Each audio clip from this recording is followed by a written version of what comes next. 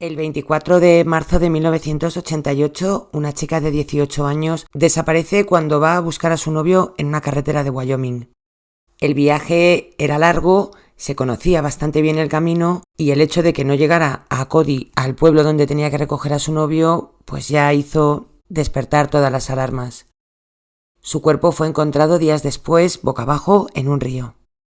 Este es uno de esos casos que no es rocambolesco, por desgracia es un caso que se repite muy a menudo, pero no por eso es menos importante y quería contaros hoy el caso de Lisa Kimmel. Bienvenidos a un nuevo episodio. Mi nombre es Susana García y estáis escuchando Más allá del crimen. Comenzamos.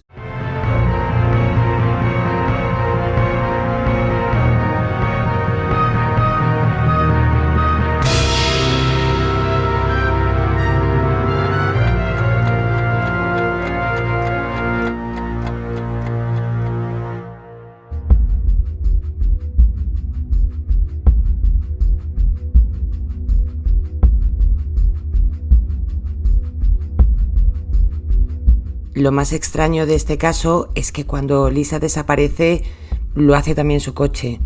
A ver, que desaparezca una persona, pues bueno, es más habitual, pero que también desaparezca su coche ya es súper extraño. Porque ¿dónde vas a meter un coche, no?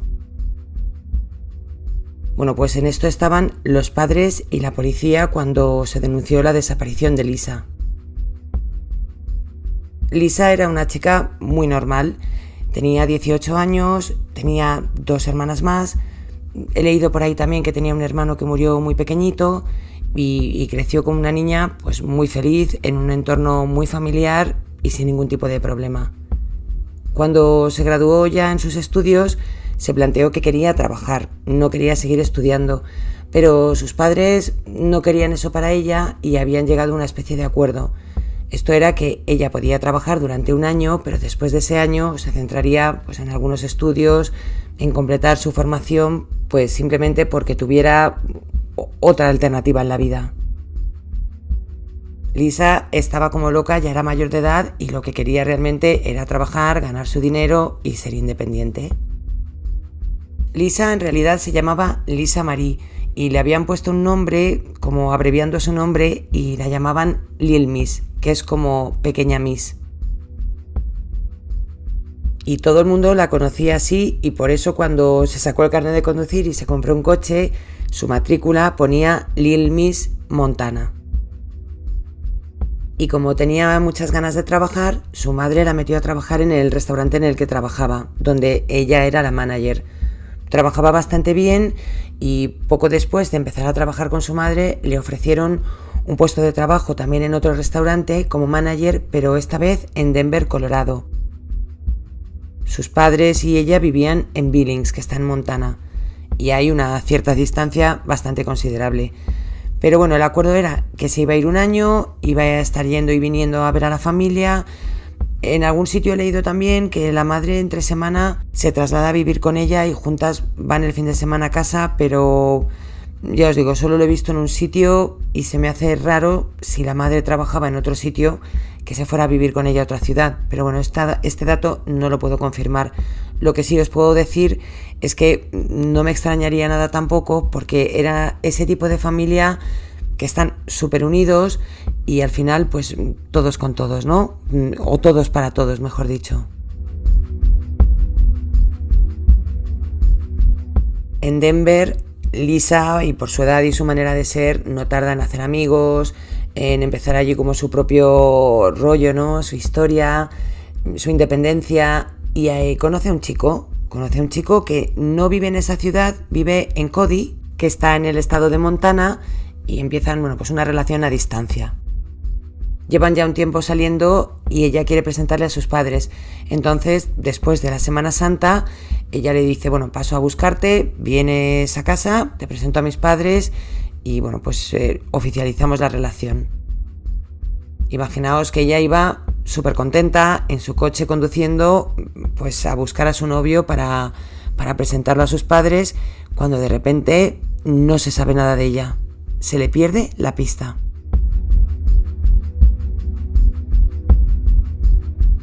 Su novio, que está esperándola en casa, ve que no llega y se preocupa y llama a la policía. La policía le dice que no pueden hacer nada, que necesitan que pase unas horas, que la chica ya es mayor de edad y que nada asegura que no se haya ido por su propia voluntad. Este chico se queda esperando un tiempo, pasan unas horas y al ver que sigue sin saber nada de ella, os recuerdo que en esta época no había móviles, por lo tanto el chico, al ver que no aparece, llama a sus amigos, llama a su jefe, incluso llama a los padres. Lo que pasa es que los padres no están y no puede contactar con ellos. Los más conocidos de la familia, que para este momento ya saben que no se sabe nada de Lisa, pues empiezan a llamar a los padres varias veces hasta que por fin dan con ellos, que tampoco en un principio se preocupan mucho porque piensan que se ha podido parar en cualquier sitio, retrasar, no le dan tampoco mucha importancia hasta que pasan un par de horas y ya ven que la cosa se pone un poco seria y van por la mañana a la policía. La denuncia se pone el 25 de marzo, pero aquí la policía vuelve a hacer lo mismo. Le dicen que tienen que pasar 72 horas para declarar a una persona desaparecida y no dar por hecho que se ha ido porque le ha dado la gana. Y mientras la policía en este momento no hace nada, el padre de Lisa contrata un helicóptero para rastrear el camino que supuestamente tenía que hacer Lisa con el coche para ver si encuentran el coche, tirado en una cuneta, parado en una gasolinera. Un coche no puede desaparecer. Pero el helicóptero no encuentra nada. El padre de Lisa, también con su propio coche, hace el recorrido y tampoco ve nada. La distancia que hay desde donde iba Lisa hasta casa de su novio es muy amplia. Esos terrenos son enormes y la policía local, que es la que, empieza a llevar este caso, no tiene los medios suficientes como para dedicarlo a buscar a una persona. Os voy a adelantar un dato para meteros en lo que es la historia, pero este dato, recordad luego más adelante que esto nadie lo sabe. La policía no lo sabe, solo lo sabe la persona de la que os voy a hablar ahora.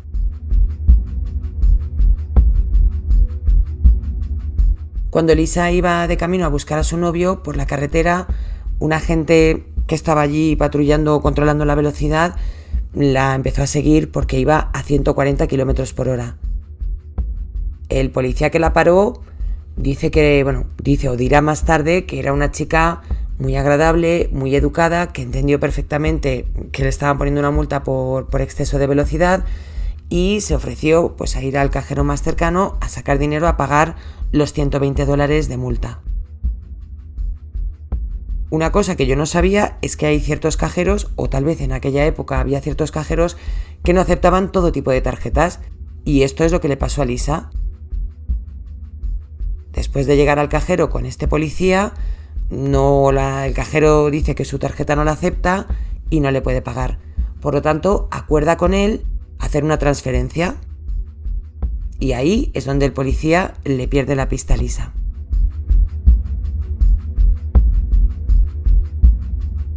Como los detectives que están empezando a llevar el caso no tienen esta información, no saben tampoco por dónde tirar. Es el 2 de abril, unos días después de haber desaparecido Lisa, cuando un pescador estaba pescando en el río North Platte, cerca de Casper, en Wyoming, cuando de repente desde el puente donde estaba vio el cuerpo desnudo de una mujer boca abajo y sin vida. El hombre fue a pedir ayuda y aquí no tengo claro si es que lo escucha justo por la radio o ya lo había escuchado. El caso es que cuando va a buscar a la policía se le enciende la luz y dice: esta va a ser la chica que ha desaparecido, porque para entonces los medios de comunicación ya están informando de que Lisa ha desaparecido en un viaje.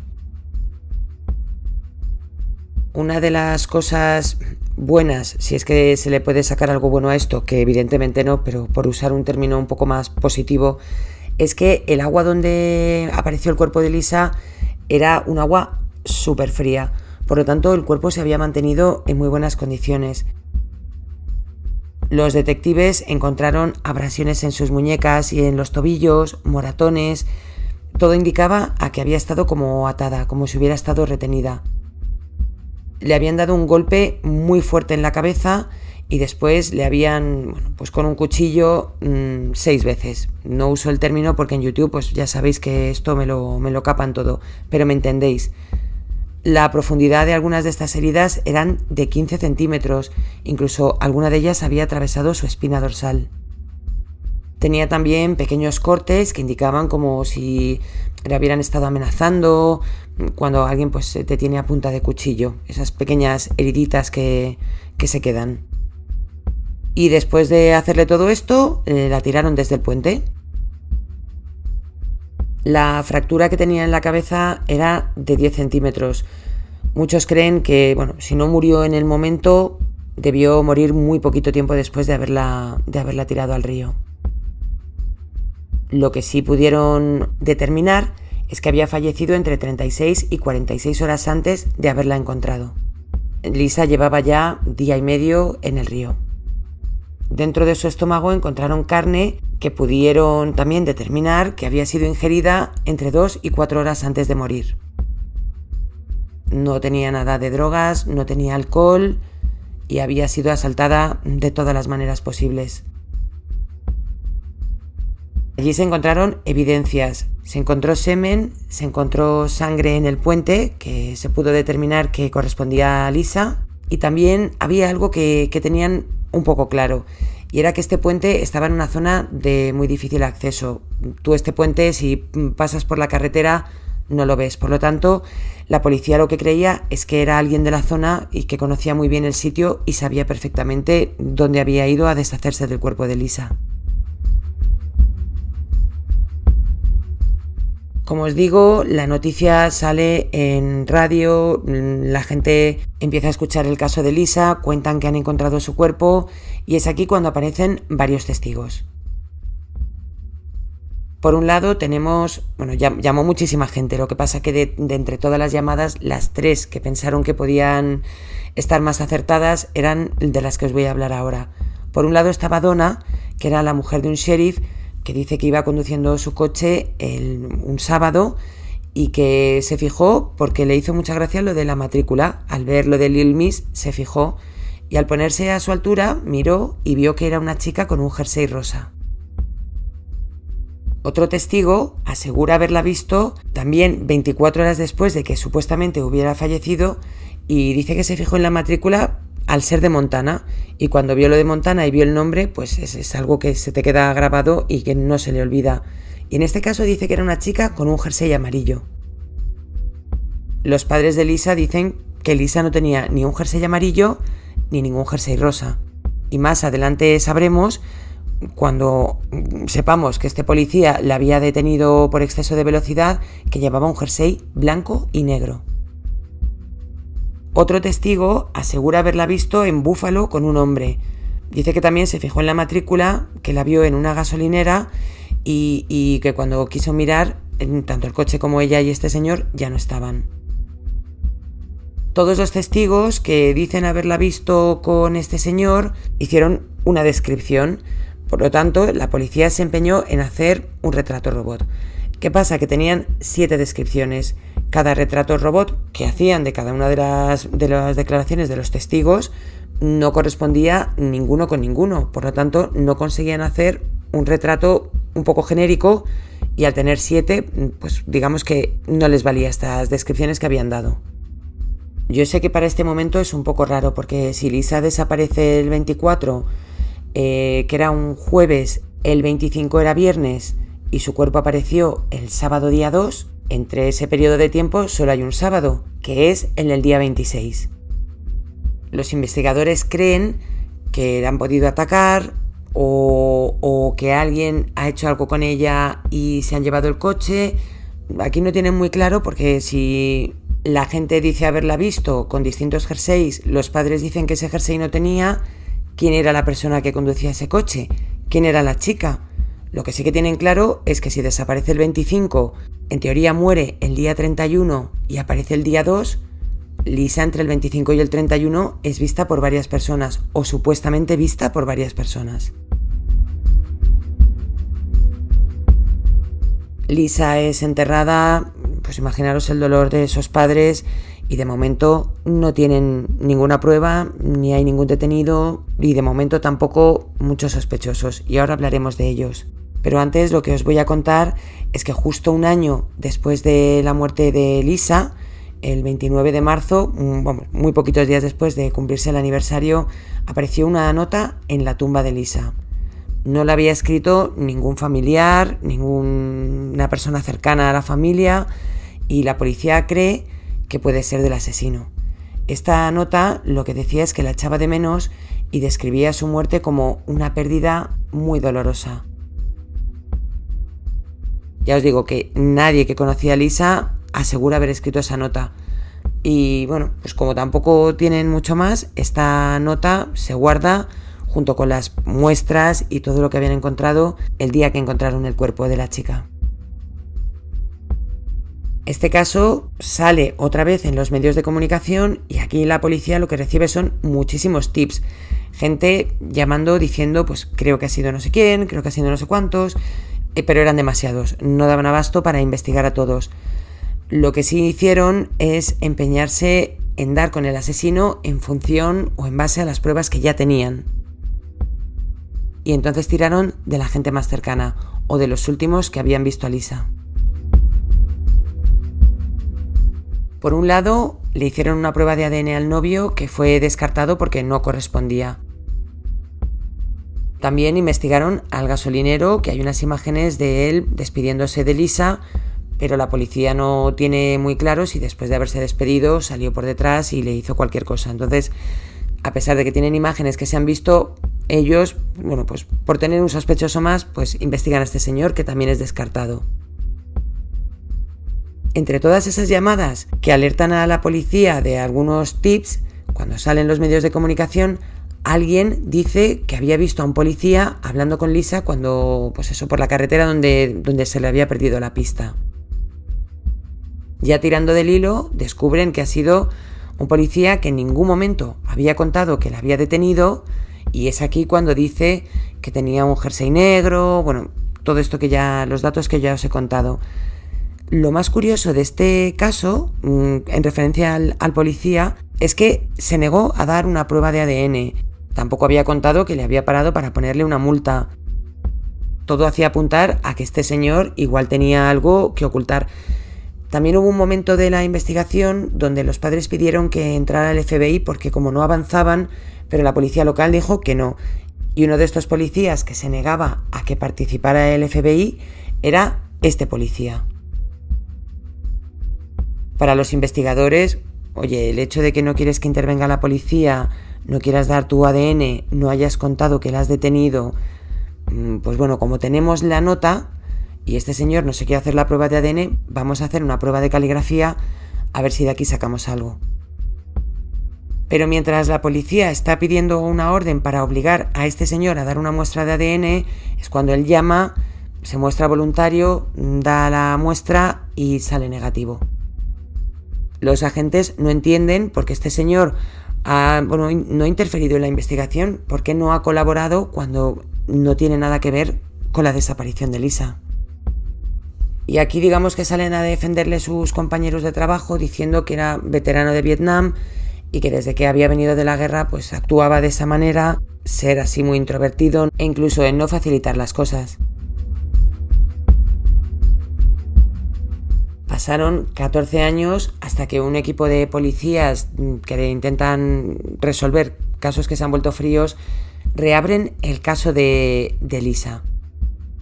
Ya tenían su ADN, tenían su semen, por lo tanto la metieron en la base de datos del FBI, en la CODIS, y allí hicieron un match.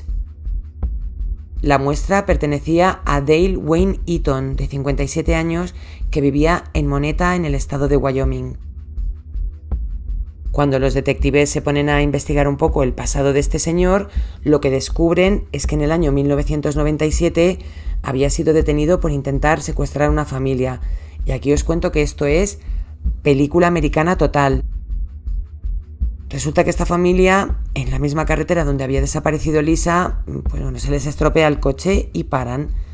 Este señor, Dale, se para a ver si necesitan ayuda y les ofrece a esta familia llevarles en su caravana hasta el punto más cercano para pedir ayuda, una grúa o llamar donde tengan que llamar.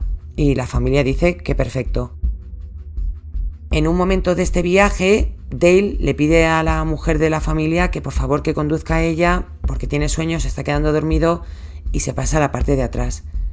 Y en un momento dado saca una escopeta, apunta a la mujer y le dice que pare en la cuneta. Esta señora no solo para, sino que da un volantazo, lo que hace que la escopeta se le caiga a Dale.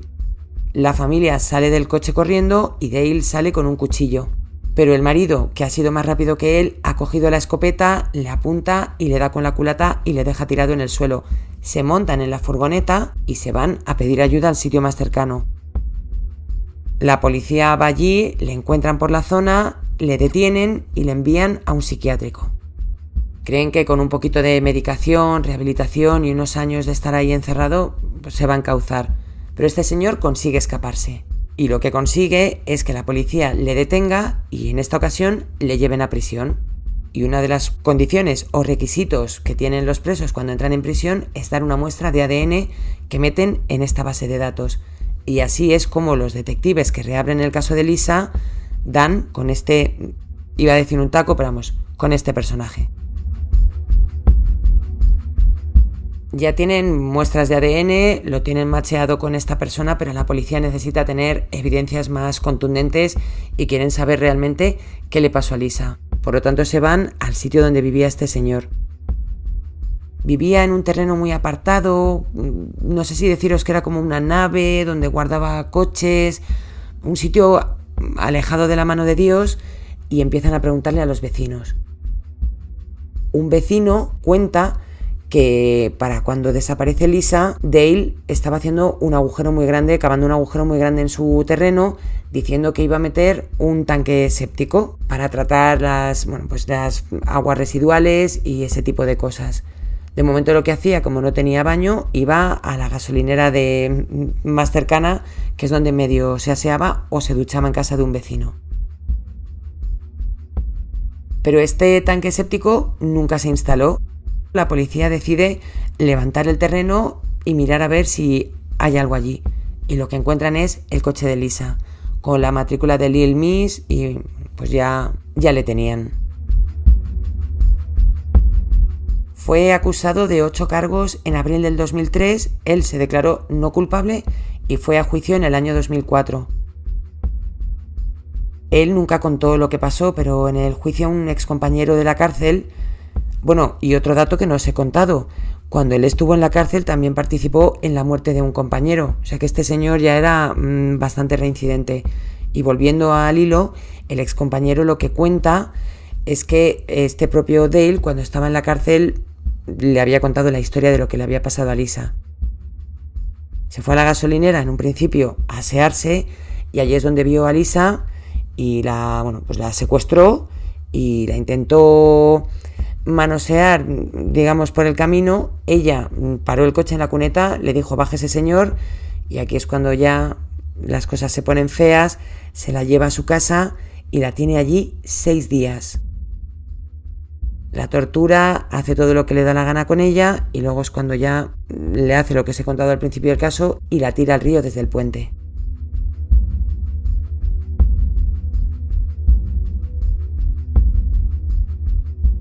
En marzo de 2004, justo cuando se cumplían 16 años de la muerte de Lisa, fue condenado a pena capital. Su ejecución fue prevista para 2010, pero entre 2009, finales de 2009, principios del 10, se pospuso la fecha de ejecución y en el año 2012 sus abogados querían tirar por otro lado, querían denunciar que no había tenido un juicio justo y alegaban 2 cosas.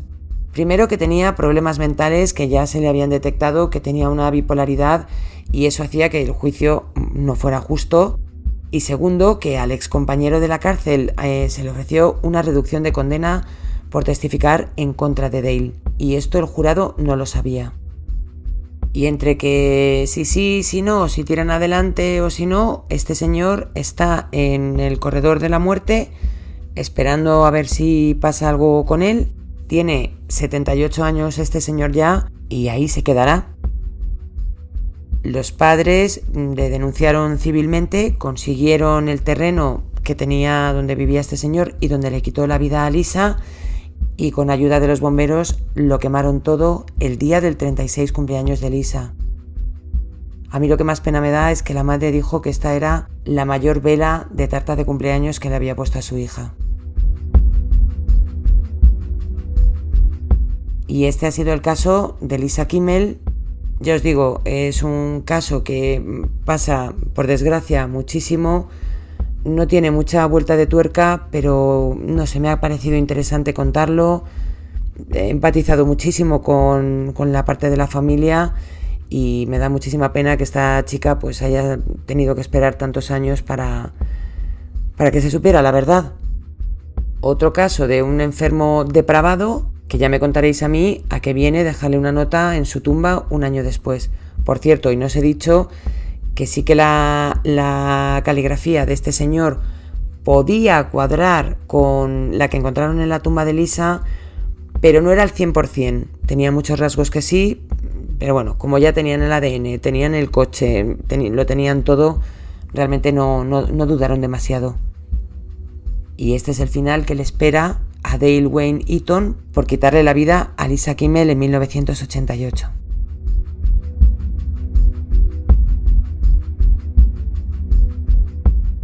Gracias a todos por estar ahí. Un saludo y un beso muy fuerte y en especial a Russell Ferrer y a Sumi, mis miembros de Patreon. Espero que hayáis disfrutado del puente, todos los que estáis en España, y creo que para la semana que viene, como he visto que Irlanda está en mi top 2 de países en iVoox, voy a traer un caso irlandés, que además he vivido allí 2 años y me apetece un poco meterme en algún tema de estos. Y sin más, desearos una feliz semana. Los que seáis de iVoox Plus, mecenas o estéis en Patreon, el viernes tenéis un exclusivo. Ya queda poquito para las Navidades y nos cogeremos unos días de descanso, pero hasta entonces vamos a seguir trabajando. Pasadlo muy bien y os mando un beso muy fuerte. Nos vemos la semana que viene con más casos reales en Más allá del crimen.